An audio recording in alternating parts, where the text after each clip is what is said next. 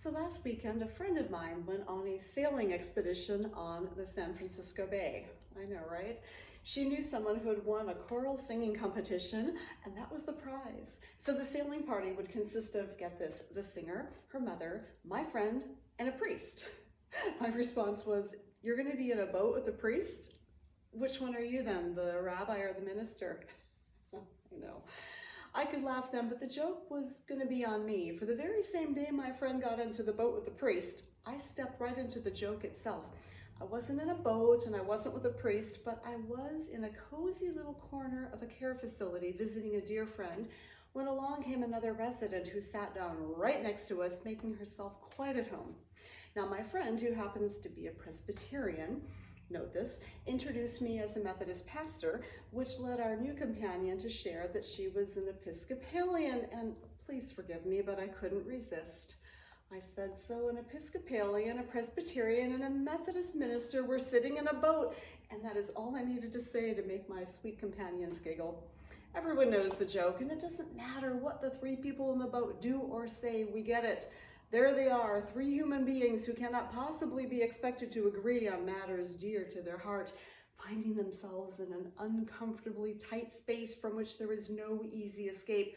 There are hundreds of these jokes, right? Featuring faith leaders in boats, on airplanes, even walking into bars, but always the point is the same. They will inevitably do or say something that reveals the unbreachable divide between them. And we can laugh at these ridiculous caricatures of people who are comically convinced of their own monopoly on truth, because we would never be like that, would we? But when Jesus takes the mic and tells his own version of the classic joke, we need to sit up and pay attention, because like most of Jesus' humor, there is a lesson. Here it is from Luke chapter 18, starting at verse 9. Jesus is speaking to the Pharisees, who were seriously dedicated to upholding the traditions of their faith. Just the kind of people who appreciate a good religious joke, right? According to Luke, Jesus told this parable to certain people who had convinced themselves that they were righteous and looked on everyone else with disgust. Jesus said, 2 people went up to the temple to pray. One was a Pharisee and the other a tax collector. The Pharisee stood and prayed about himself with these words, God, I thank you that I'm not like everyone else, crooks, evildoers, adulterers, or even like this tax collector. I fast twice a week, I give 1/10 of everything I receive. But the tax collector stood at a distance. He wouldn't even lift his eyes to look toward heaven. Rather, he struck his chest and said, God, show mercy to me, a sinner. Jesus said, I tell you, this person went down to his home justified rather than the Pharisee. All who lift themselves up will be brought low, and those who make themselves low will be lifted up. So a Pharisee and a tax collector were sitting in a boat, only it was called a temple, and thank God we're nothing like either of them, right? If I were to ask, to which of these characters can you relate? I'm guessing neither. Tax collectors in 1st century Roman-occupied Judea were not cool. They worked for the enemy, Rome, which would have been enough to make their friends and neighbors turn against them. And not only did they collect the taxes to send to Rome, they cheated their own countrymen by over-collecting to fatten their own pockets. You could hardly imagine a more despised category of people than tax collectors. And this guy, apparently he hates himself too. He knows enough to keep away from the good guy in the temple, the right-on religious guy, and from his prayer, we know he understands exactly what he is, a sinner. The Pharisee, on the other hand, is your model citizen, the one who exceeds expectations. He doesn't just give to the church, he tithes the full 10% of all his income, pre-tax, and he fasts twice a week. Sound impressive? Yeah. Nowhere is it written that he has to fast twice a week. He's taking this piety thing to a whole new level. And yet he seems to be the butt of Jesus' joke. In spite of his superior understanding of and adherence to religious expectations, his prayer reveals a total lack of humility. God, I thank you that I'm not like everyone else. I mean, what kind of an arrogant person prays that way? Thank God we're not like him, right? Only the minute we say that, we are guilty of exactly the same thing. Jesus' little joke invites us to laugh at the caricature of the ultra-religious, self-righteous Pharisee, but the joke is on us. For if we thank God that we're nothing like that guy, surprise, we are that guy. There's plenty of room in his little boat for everyone who has ever thought, yeah, I've got it all figured out. It's a big boat, kept afloat by the puffed up pride of everyone inside it. We probably all find ourselves aboard that ship from time to time, congratulating ourselves for doing the right thing, unlike all those other people, you know, the ones. And yet, according to this parable, it was the crumb-bum tax collector who went home justified, which is interesting because I didn't even hear him promise to change his ways, did you? Maybe that's the next step in his life, we don't know. But apparently, a sinner's plea for forgiveness is more justified than a saint's boasting of his virtue. This is where it gets tempting to pick a side and to maybe pick the side of the tax collector. Isn't that what Jesus did?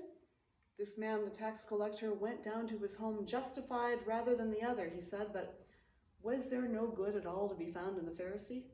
Sure, he was a bit haughty, but he did good and generous things, right? He loved God and his heart was basically in the right place. He just had a tiny little blind spot toward the tax collector, which, to be fair, everyone did.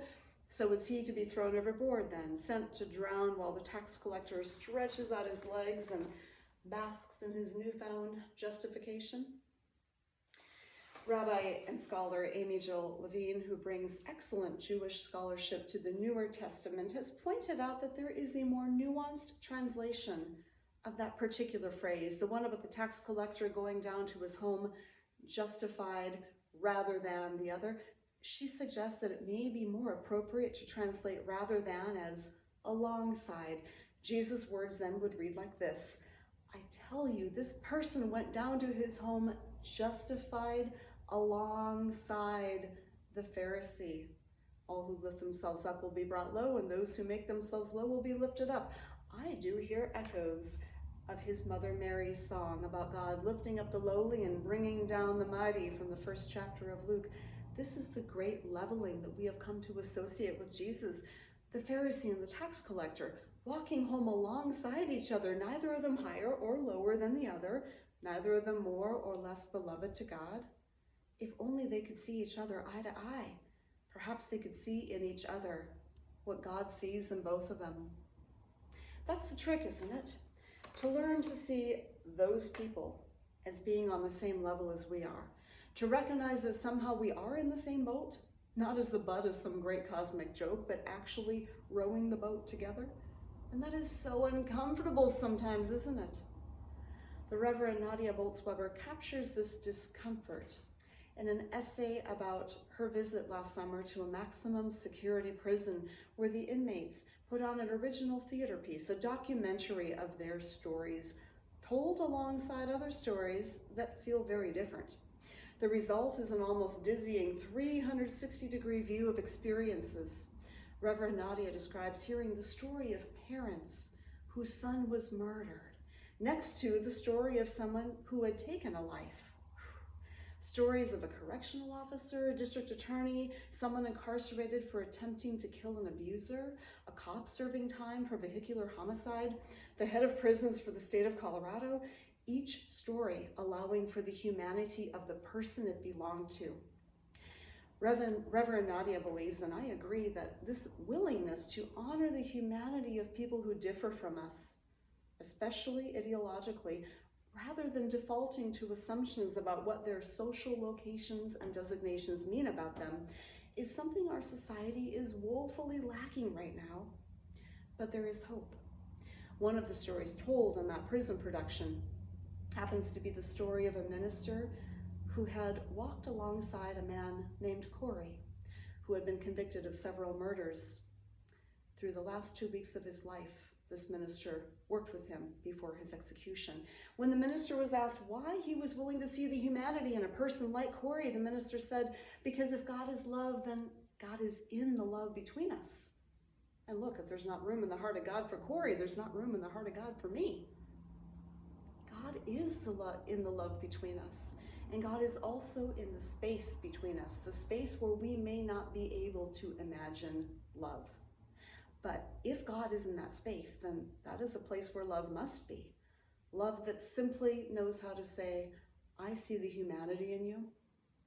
The Pharisee in Jesus' parable did not need to agree with the business practices of the corrupt tax collector. But instead of praying, God, I thank you I'm not corrupt like that, God, maybe he could have shown a little compassion. How about even curiosity? Like, why would someone enter that line of work? Was he driven to it by desperation? Did he have sick relatives to support and that was the only way available? The Pharisee still wouldn't have to agree with the methods of the tax collector, but maybe his prayer could have gone something like this. God, I pray that this man's heart will be open to the work you're wanting to do there. Have mercy on him and on all of us that we can figure out a better way to live into your will. That is how we invite God to fill that space between us with love.